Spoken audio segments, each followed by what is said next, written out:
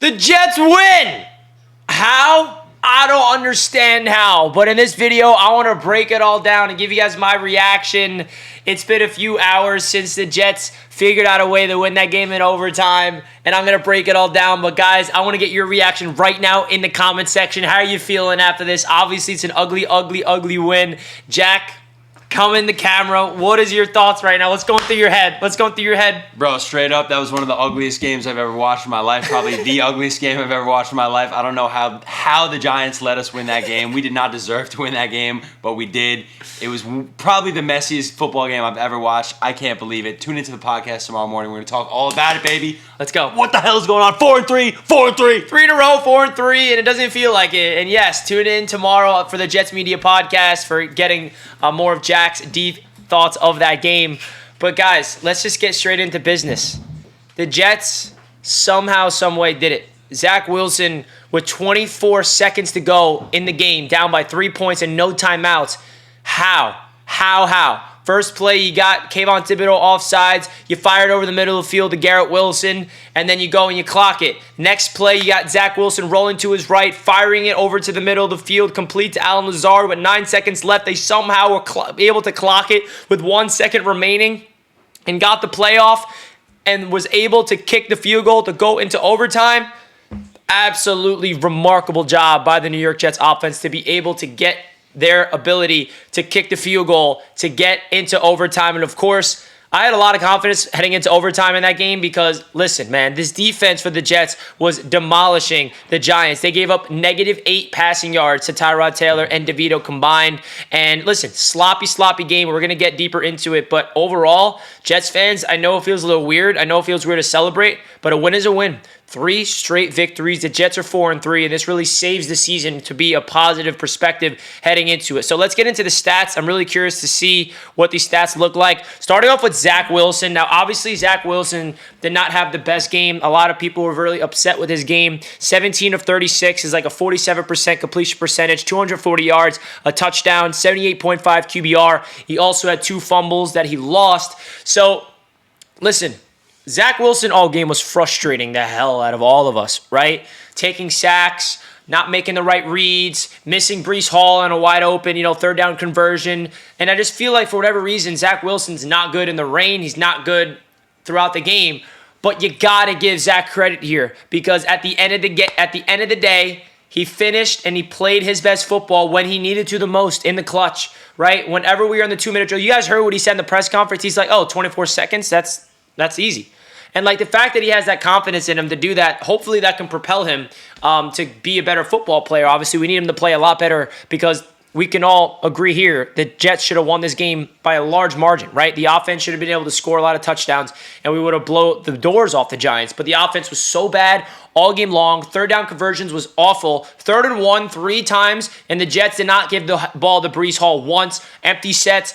Why are we passing the ball on 3rd and 1, Nathaniel Hackett? Very, very frustrating. But overall, my assessment of Zach Wilson, man, again, did not look good by any stretch of the imagination. Had some good throws, had some bad throws. But at the end of the day, man, I mean, he took some brutal sacks as well.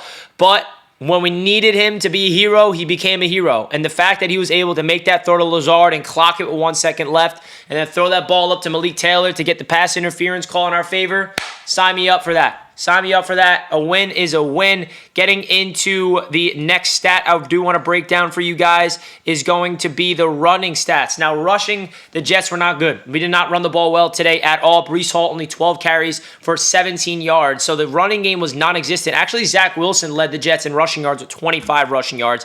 Not what you like to see there. But on the receiving end, the Jets receiving was not that bad. So you look at the Jets receiving numbers here. Garrett Wilson led the way, 7 catches for 100 yards. Took Deonte Banks, the rookie, to class, baby. Breece Hall with 6 catches, 76 yards, and a touchdown. I mean, that touchdown that Breece Hall had was ridiculous. Zach Wilson checks it down. Breece makes 3 guys miss, and he explodes down the right sideline. I was convinced it was not even a touchdown after seeing the flag, but luckily it was not a penalty on the Jets, and the Jets get that touchdown. Phenomenal play by Breece Hall. That was the difference of the game. The only touchdown the New York Jets scored all football game. So shout out to Breece Hall for continuously being the dog that you are. And getting into the defensive stats, folks.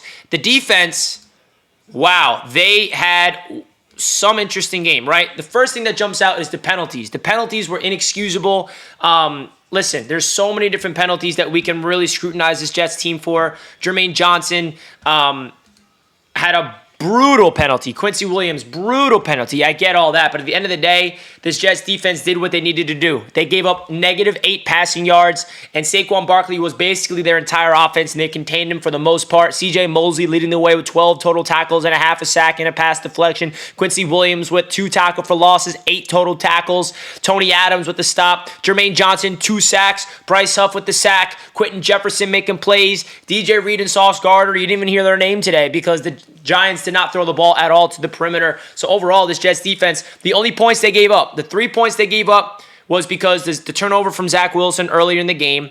And then the 7 points they gave up was because of penalties. Quincy Williams, 15-yard penalty. Jermaine Johnson, 15-yard penalty. Inexcusable. That needs to get cleaned up. The Jets got to be more disciplined here. If you're Robert Saleh and you preach violence, you got to be able to make sure they do not go over the top and get those penalties, because that could have easily been the difference of the entire game. But folks, a win is a win.